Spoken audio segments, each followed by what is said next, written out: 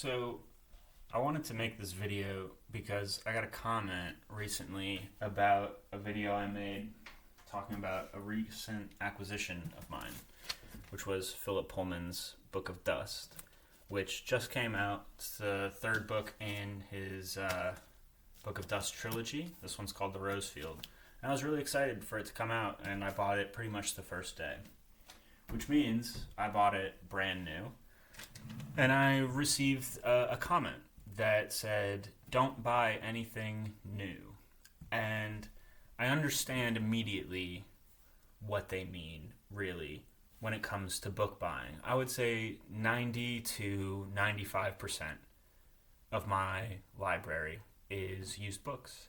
It's great. It feels good to support a local business. It feels good to participate in this sort of self-circulation of books as opposed to supporting this general huge, overprinting and repulping, super detrimental to the environment process that big bookstores and big publishing houses participate in. They overprint, they don't sell, they pulp them. It's a huge strain on the environment, and it's no good for anyone. And so I do understand the sentiment of where they're coming from, and I agree with them up to a point.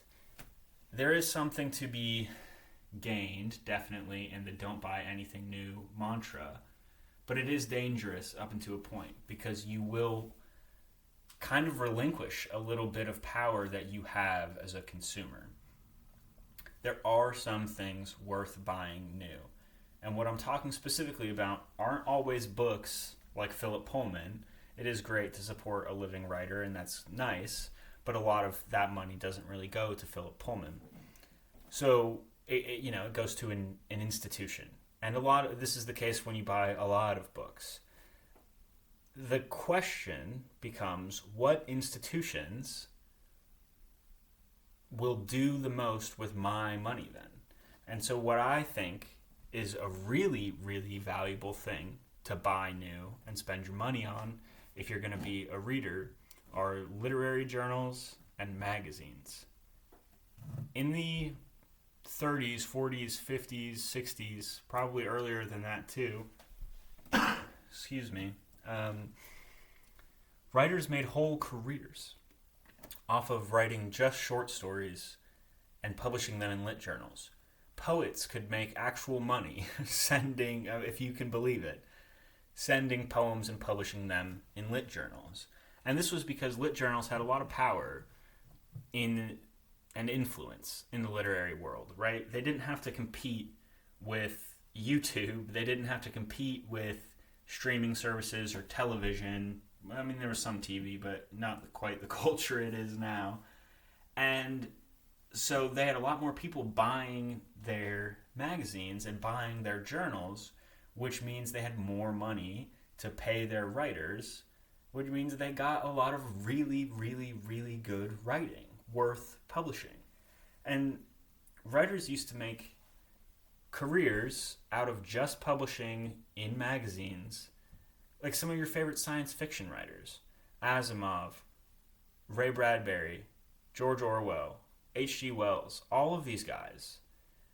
Some of their books that you've probably held in your hand or read came out serialized first in a magazine. Asimov has a magazine named after him for science fiction. And they would get paid per story, and then once it was all wrapped up and done, it would be sold as a book. And it's a great pipeline because you're paying these writers living wages and you're allowing them the time and space to become these famous voices we know now. And it wouldn't be possible. That subsidizing that lifestyle, their writing lifestyle, would not be possible without the money that the journals provided. The current state of the culture right now, I think the most I've ever been paid for a poem is about $50.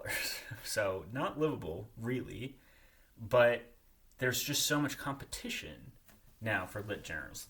One, there's more lit journals than ever before, but also they're just in dire straits. Most people read one-off books a lot of people watch TV, watch movies, and so it's hard for them to scrape together funds to pay writers well. Some people still do it. The New Yorker obviously does it. Plowshares does it. The Paris Review, all of these big names that you know. They're still able to pay decent money, not quite the same as what it used to be, but decent money, and those lit journals are still really good.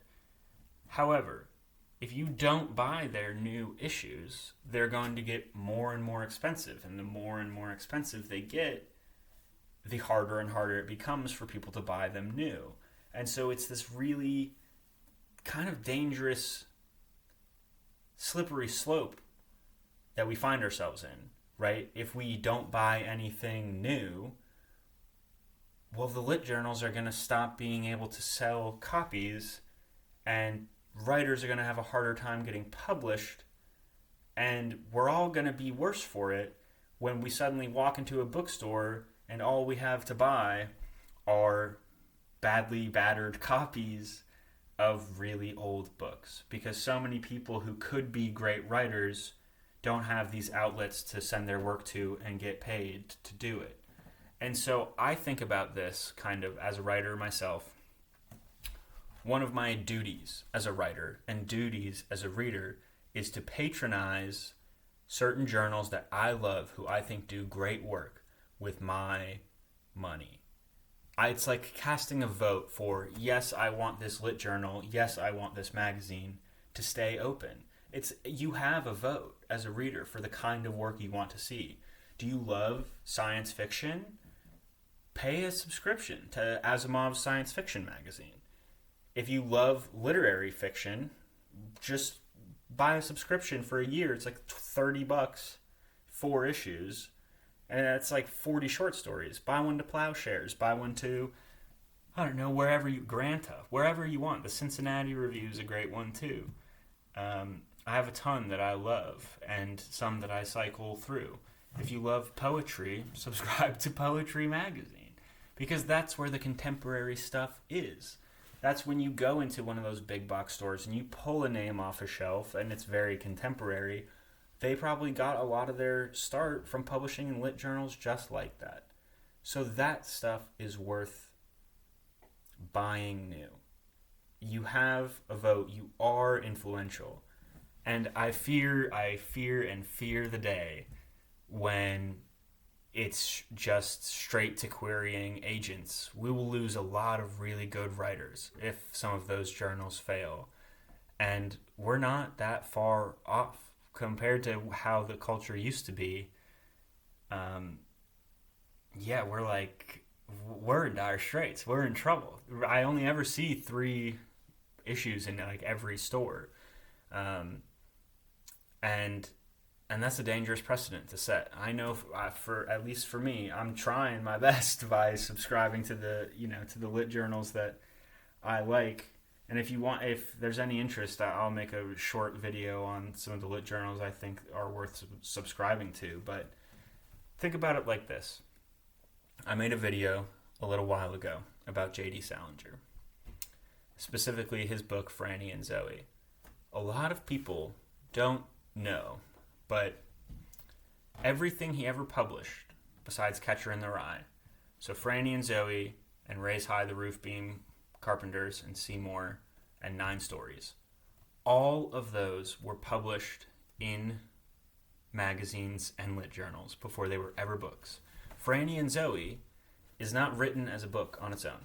Franny was a short story published for The New Yorker in 1959, and Zooey was published as a short story in The New Yorker in 1963.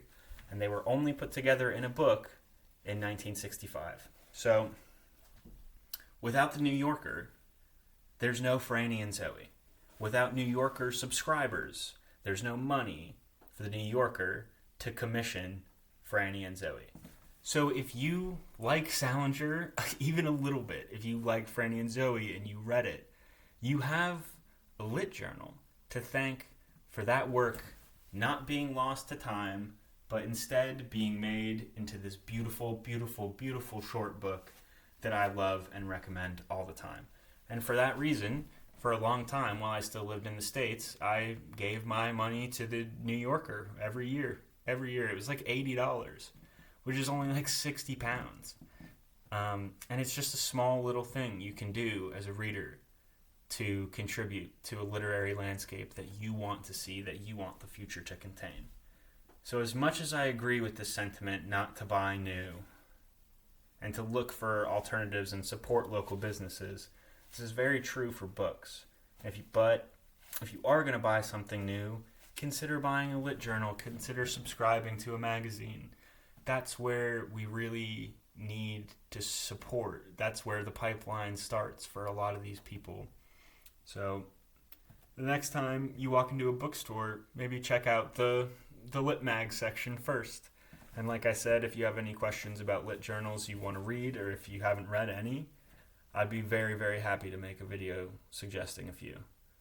Thank you so much for listening to me ramble for 11 minutes, but I feel very passionately about this subject.